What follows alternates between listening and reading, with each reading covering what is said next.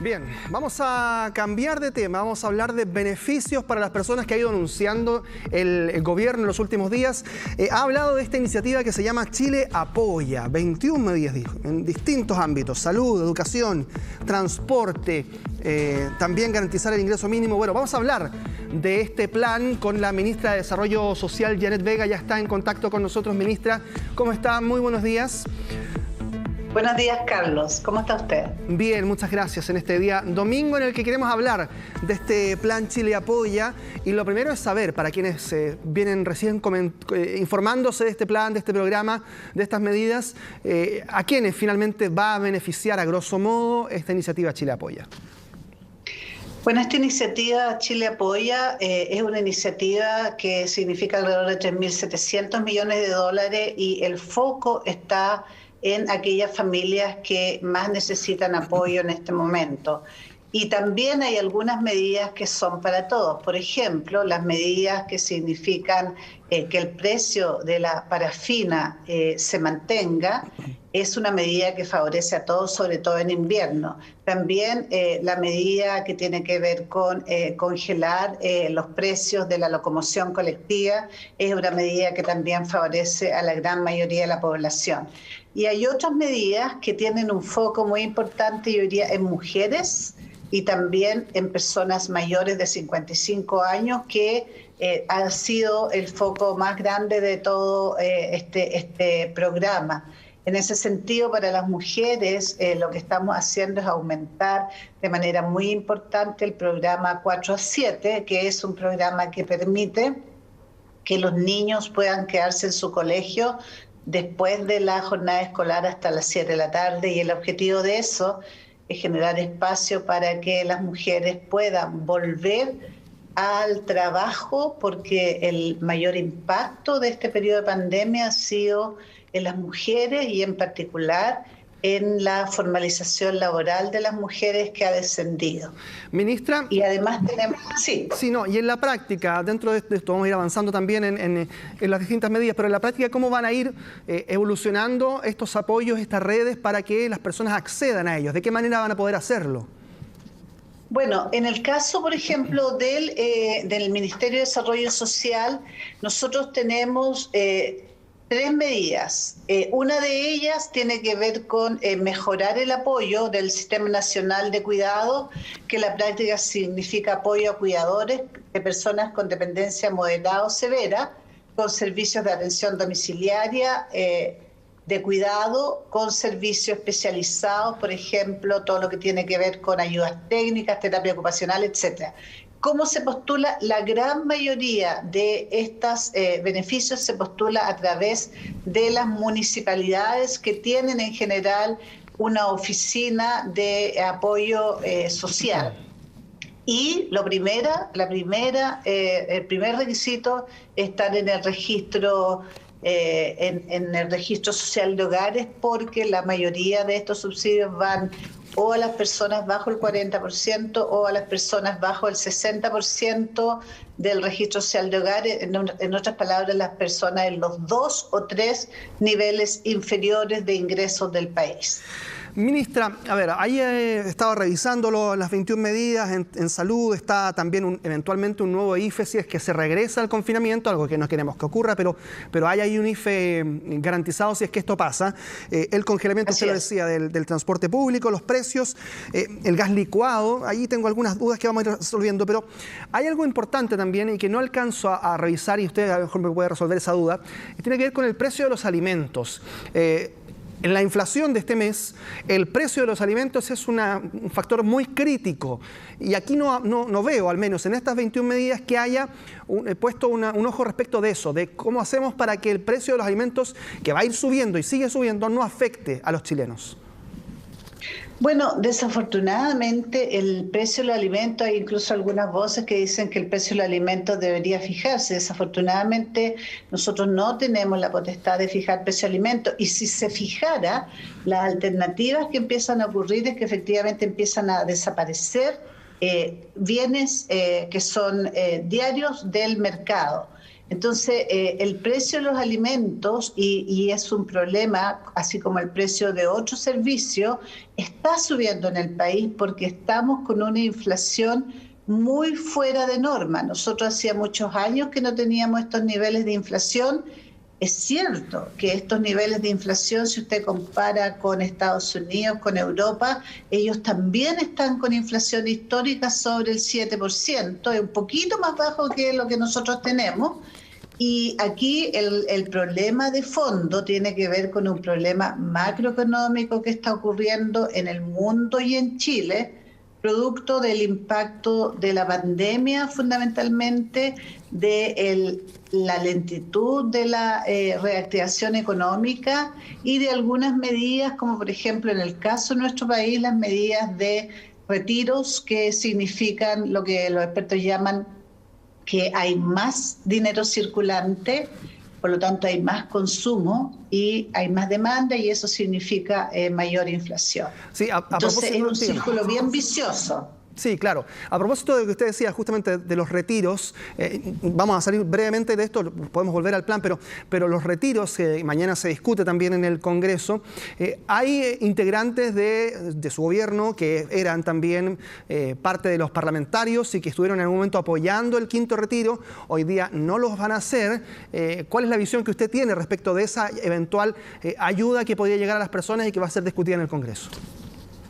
Bueno, la visión del gobierno es una sola. Nosotros entendemos las necesidades de las personas, pero necesitamos salidas concretas, responsables y mantenidas en el tiempo. Es cierto que la pandemia en su momento más crudo, con un gobierno en ese momento que no respondía a la necesidad de las personas que estaban en su casa, hubo que tomar decisiones tan drásticas como sacar el ahorro propio de las personas para la vejez. En ese sentido, los que éramos en ese momento oposición, entendimos y apoyamos los retiros como una medida de emergencia, pero en estos momentos ya la pandemia no está en el momento más crítico, pero sí tenemos un peligro de que la economía está al borde de empezar una espiral inflacionaria. Entonces, entendemos muy bien que las expectativas de un nuevo retiro son muy difíciles de contrarrestar, porque las personas no necesariamente comprenden que el efecto de un nuevo retiro puede ser muy importante para todos y que al final va a ser pan para hoy día y hambre para mañana. Ministra. Pero como gobierno tenemos la responsabilidad de señalar esto.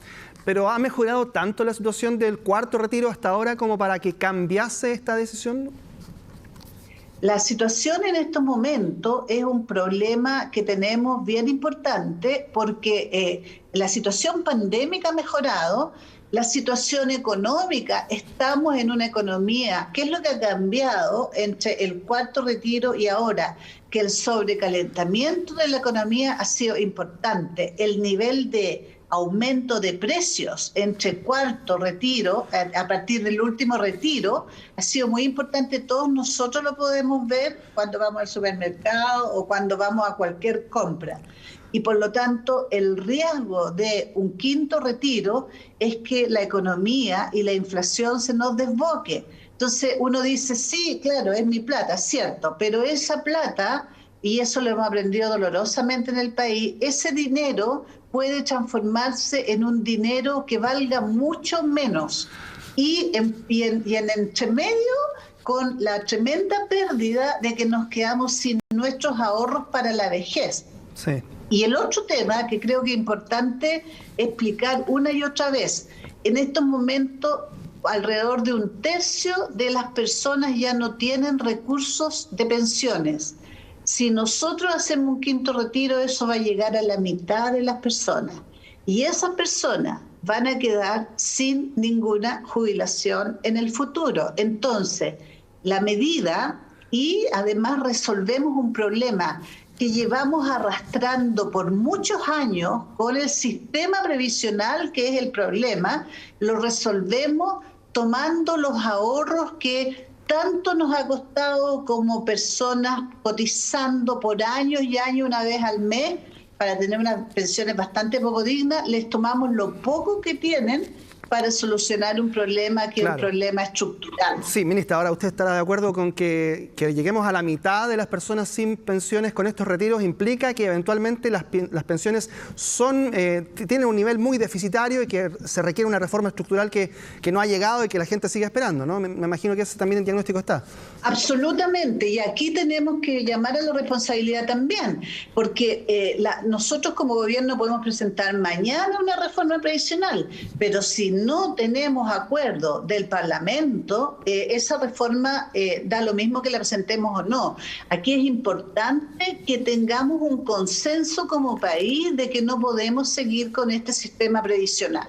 Podemos discutir qué porcentaje va a ahorro individual y qué porcentaje va a un ahorro colectivo. Podemos discutir quién administra en términos de o administra una entidad financiera única, independiente del Estado o una entidad que esté relacionada con el Estado. Todo eso lo podemos discutir, pero lo que yo creo que no podemos discutir es la necesidad de una reforma del sistema de pensiones que tenemos en estos momentos, porque no es posible que en un país como el nuestro, que se supone que es un país que ya está con niveles de per cápita país desarrollado, las personas cuando envejezcan, luego de haber trabajado toda su vida, caen en la pobreza, aparte de ser invisibilizados, y muchos de ellos terminan de allegados de su familia. Y eso no lo podemos seguir permitiendo. Ministra, a ver, para volver al tema de la iniciativa Chile Apoya, brevemente, veo algunas otras medidas, entre ellas, por ejemplo, el gas licuado, ampliar la competencia. ¿Cómo se puede ampliar la competencia de un sector como este, de manera específica, por ejemplo? Bueno, de manera específica se está conversando en este momento con ENAP para ver mecanismos de venta de ENAP a más actores. Entre otras cosas, se ha pensado, por ejemplo, que se puede utilizar los municipios u otros.